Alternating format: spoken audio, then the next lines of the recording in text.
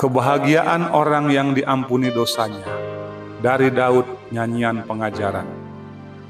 Berbahagialah orang yang diampuni pelanggarannya, yang dosanya ditutupi. Berbahagialah manusia yang kesalahannya tidak diperhitungkan Tuhan, dan yang tidak berjiwa penipu. Selama aku berdiam diri, tulang-tulangku menjadi lesu, karena aku mengeluh sepanjang hari. Sebab siang malam tanganmu menekan aku dengan berat. Sumsumku menjadi kering seperti oleh teriknya musim panas. Dosaku kuberitahukan kepadamu, dan kesalahanku tidaklah kusembunyikan. Aku berkata, aku akan mengaku kepada Tuhan pelanggaran-pelanggaranku, dan Engkau mengampuni kesalahan karena dosaku. Sebab itu hendaklah setiap orang saleh berdoa kepadamu selagi Engkau dapat ditemui. Sesungguhnya pada waktu banjir besar terjadi, itu tidak melandanya. Engkaulah persembunyian bagiku, terhadap kesesakan Engkau menjaga aku. Engkau mengelilingi aku sehingga aku luput dan bersorak. Aku hendak mengajar dan menunjukkan kepadamu jalan yang harus kau tempuh. Aku hendak memberi nasihat, mataku tertuju kepadamu. Janganlah seperti kuda atau bagal yang tidak berakal, yang kegarangannya harus dikendalikan dengan tali les dan kekang. Kalau tidak, ia tidak akan mendekati engkau. Banyak kesakitan diderita orang fasik, tetapi orang percaya kepada Tuhan dikelilinginya dengan kasih setia. Bersukacitalah dalam Tuhan dan bersorak-soraklah, hai orang-orang benar. Bersorak-sorailah, hai orang-orang jujur. Shalom Bapak Ibu Saudara yang terkasih. Hari ini kita rindu belajar bersama-sama dari kitab Mazmur, Mazmur yang ke-32. Kitab Mazmur adalah firman Tuhan dalam genre puisi atau syair, dan Mazmur 32 ini adalah salah satu Mazmur dari 73 Mazmur yang ditulis oleh Raja Daud sendiri. Banyak yang mengasosiasikan Mazmur 32 ini dengan Mazmur 51, ketika Raja Daud ditegur oleh Nabi Nathan ketika dia berdosa dengan Batsheba. Mazmur 32 ini banyak yang menganggap sebagai pernyataan, pertobatan, pengalaman dari Raja Daud, pertobatannya setelah mengalami pengampunan dari Tuhan. Bagian pertama dari Mazmur 32 diambil dari ayat 1 dan 2. Dikatakan, berbahagialah orang yang diampuni pelanggarannya, yang dosanya ditutupi. Berbahagialah manusia yang kesalahannya tidak diperhitungkan Tuhan. Menarik sekali saudaraku, karena kitab Mazmur adalah salah satu kitab yang menggunakan banyak kata figuratif. Ya, kalau kita mengerti dalam bahasa Indonesia, kata-kata figuratif itu adalah kata-kata yang menggunakan satu simbolisme untuk membuat pendengarnya lebih memahami, lebih melekat pemahamannya, dan juga ini merupakan suatu bentuk karya sastra yang luar biasa. Nah, dijelaskan di sini saudaraku, Tuhan mengatakan ada pelanggaran, kesalahan, dan dosa. Pelanggaran atau pesa itu berarti pemberontakan, bahasa Inggrisnya transgression, yaitu melawan kepada otoritas. Dosa atau hata itu berarti offense, yang berarti missing a mark, ya, tidak sesuai dengan standar. Dan kesalahan atau afon berarti penyimpangan atau mischief atau distorsi dari standar Tuhan yang mulia. Saudaraku, menarik sekali ketika kita renungkan ayat pertama dan kedua ini dimulai dari berbahagialah orang yang diampuni pelanggarannya. Menyatakan bahwa bagi manusia yang terpenting dalam hidup ini bukanlah berbahagialah mereka yang kaya, berbahagialah mereka yang diberkati, berbahagialah mereka yang memiliki ini dan itu. Tidak. Tetapi kebahagiaan utama dari seorang manusia adalah ketika hubungannya dengan Sang Pencipta itu ada dalam keadaan yang harmonis. Dosanya, dikatakan firman tadi, diampuni pelanggarannya, dosanya ditutupi, kesalahannya tidak diperhitungkan Tuhan. Kita catat di sini 3 hal ini, dosa, pelanggaran, dan kesalahan ini mendapatkan solusi yang luar biasa juga dari Allah. Di bagian kedua, dijelaskan betapa berbahayanya ketika seseorang menyimpan-nyimpan dosa. Di bagian kedua dijelaskan bagaimana Raja Daud sendiri mengatakan, selama aku berdiam diri, tulang-tulangku menjadi lesu karena aku mengeluh sepanjang hari. Dalam bahasa aslinya dikatakan berdiam diri itu keep silent. Menunjukkan bahwa keep silent berarti bertahan untuk tidak mengaku, bertahan untuk menyimpan, bertahan untuk tetap tinggal di dalam kubangan dosa. Dan Raja Daud sendiri menyatakan bahwa ketika dosa itu tidak diakukan, dia mengalami stres, dia mengalami tekanan, dia mengalami beban berat dalam hidup, sehingga dia menggunakan bahasa figuratif. Tulang-tulangnya menjadi lesu. Siang malam tanganmu menekan aku dengan berat. Sumsumku menjadi kering seperti oleh teriknya musim panas. Di bagian lain, di ayat ini dikatakan ada kata Selah. Selah berarti pause untuk merenungkan bagaimana akibat dari dosa yang tidak diselesaikan. Saya dan saudara mungkin punya pengalaman bagaimana ketika kita di hadapan Tuhan ada dosa yang tidak diakui di hadapan Tuhan Yesus. Maka kehidupan kita dalam hidup ini begitu tertekan, berbeban berat, tidak ada sukacita di dalam hidup. Tetapi luar biasa, ayat 1 dan 2 dimulai dari anugerah Tuhan yang menyatakan bahwa berbahagialah orang yang dosanya, di pelanggarannya dan dosanya ditutupi oleh Tuhan. Ketiga hal ini, saudaraku, sangat mendalam juga. Pertama, dikatakan bahwa pelanggarannya diampuni oleh Tuhan. Forgiveness, pardon yang diberikan oleh Tuhan. Dan kemudian dosanya ditutupi. Ditutupi dosa ini menggambarkan ada korban di perjanjian lama untuk menutup dosa. Ini menggambarkan karya dari penebusan Yesus Kristus yang membayar lunas kita dengan darahnya yang mahal. Dan kemudian kesalahannya tidak diperhitungkan Tuhan. Seorang hamba Tuhan mengatakan bahwa tidak diperhitungkan itu adalah bahasa di dalam akuntansi. Tidak dicatat, dibukukan sebagai hutang. Betapa luar biasanya hidup kita orang-orang yang percaya Tuhan. Ketika kita diampuni, dosa-dosa kita ditutupi oleh darahnya dan tidak diperhitungkan. Raja Daud pernah mengatakan di bagian firman Tuhan yang lain, Tuhan, bila engkau mengingat-ingat kesalahanku, siapa yang dapat bertahan? Berikutnya, pemazmur menyatakan ketiga hal juga meresponi dosa, kesalahan, dan pelanggaran.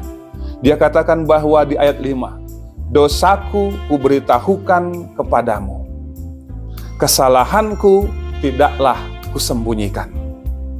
Aku berkata, aku akan mengaku kepada Tuhan pelanggaran-pelanggaranku. Luar biasa sekali firman Tuhan berpadanan. Ketiga hal, dosa, kesalahan, dan pelanggaran ini oleh Raja Daud, dosanya diberitahukannya kepada Tuhan, kesalahannya tidak disembunyikannya kepada Tuhan, dan pelanggarannya diakukannya kepada Tuhan. Dan apa yang terjadi Bapak Ibu Saudara? Dari pihak Tuhan, Tuhan katakan dosa yang diperkatakannya diampuni oleh Tuhan. Kesalahan yang tidak disembunyikannya ditutupi oleh Tuhan. Haleluya. Dan pelanggarannya yang diakukannya tidak dicatat Tuhan sebagai hutang, dihapus oleh Tuhan. Haleluya. Dan saudaraku, di bagian akhir dari Mazmur ini saya boleh mencatat kebahagiaan orang-orang yang dosanya diampuni oleh Tuhan. Kalau kita lihat di bagian-bagian berikutnya dikatakan doa orang-orang yang dosanya diampuni oleh Tuhan. Ketika dia berdoa, Tuhan mendengar di ayat 6. Sebab itu hendaklah setiap orang saleh berdoa kepadamu selagi engkau dapat ditemui. Doa orang-orang yang diampuni dosanya oleh Tuhan Yesus, yang mengaku di hadapan Tuhan Yesus, yang tidak menutupi kesalahannya di hadapan Tuhan, yang mengakui di hadapan Tuhan, doanya didengar oleh Tuhan. Berikutnya ketika ada dalam masa bahaya, dikatakan itu tidak akan mengenai dia. Berikutnya, dia menjadikan Tuhan persembunyian baginya. Sekali lagi ini kata-kata figuratif yang dipakai oleh Raja Daud sebagai seorang tentara yang biasa berperang. Tempat persembunyian atau hiding place merupakan tempat yang sangat penting untuk dia mendapat kelegaan. Tuhan menjadi tempat persembunyiannya.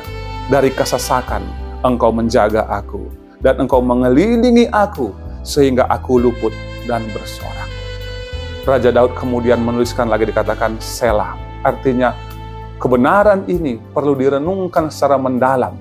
Betapa bahagianya kehidupan orang-orang yang dosanya diampuni oleh Tuhan. Dan berikutnya, di situ ada perkataan dari Allah sendiri. Dia katakan, aku hendak mengajar dan menunjukkan kepadamu jalan yang harus kau tempuh. Aku hendak memberi nasihat, mataku tertuju kepadamu.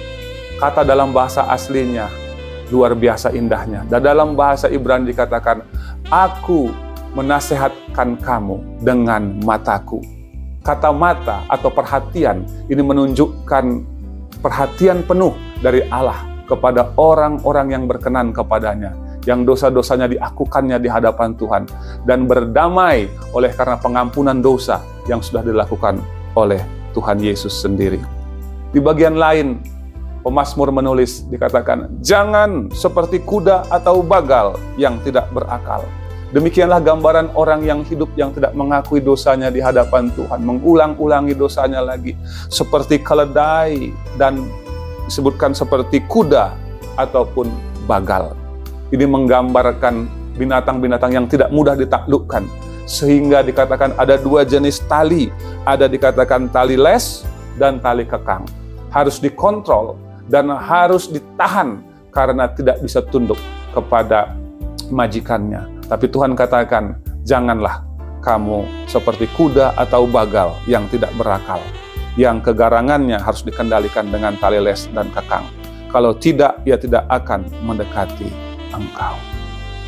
Di bagian terakhir, di bagian firman Tuhan ini, dikatakan, bagi orang-orang yang fasik, yang sudah mengetahui firman tetapi tidak melakukannya, yang tahu kebenaran tetapi terus memilih dalam dosa, dikatakan banyak kesakitan diderita orang fasik.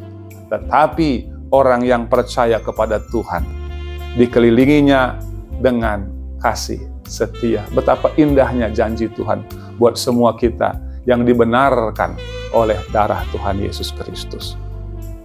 Dan di bagian penutup dikatakan, bersukacitalah dalam Tuhan dan bersorak-soraklah, hai orang-orang benar, bersorak-soraklah, hai orang-orang jujur.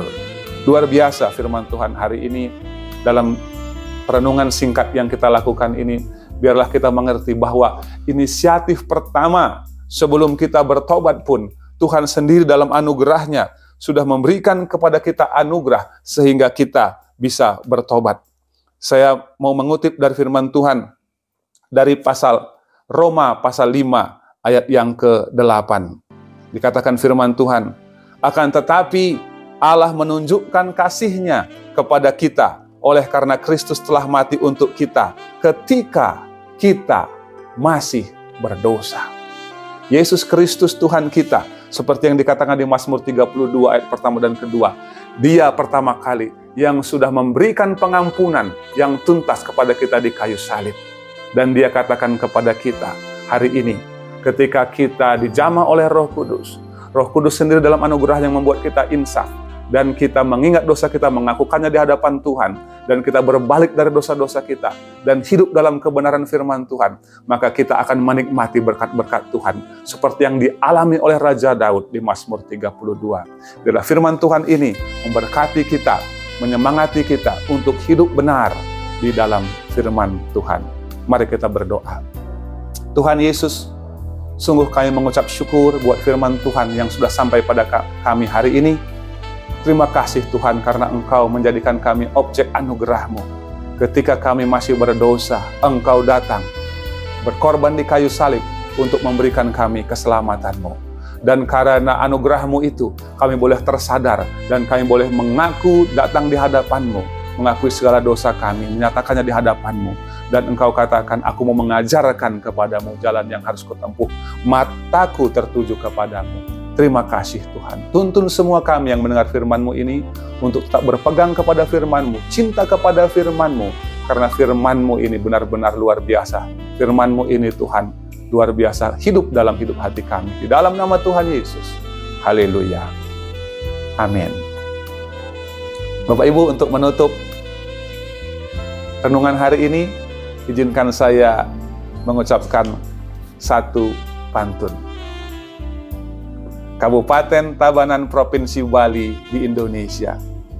Tak pernah putus turis mancanegara. Tiada lebih bahagia bagi hidup manusia ketika Kristus mengampuni segala pelanggaran dan dosa. Papua Barat Daya, provinsi termuda di Indonesia. Dari Bukit Petik Bintang nampak matahari pagi bercahaya. Takkan berguna berdiam dalam dosa. Mari datang mengaku di hadapannya. Pohon pala di pantai Pulau Banda. Buah dijual saudagar Singapura. Kelimpahan sukacita dan sorak-sorai selalu ada sambil menanti kedatangannya. Tuhan Yesus memberkati.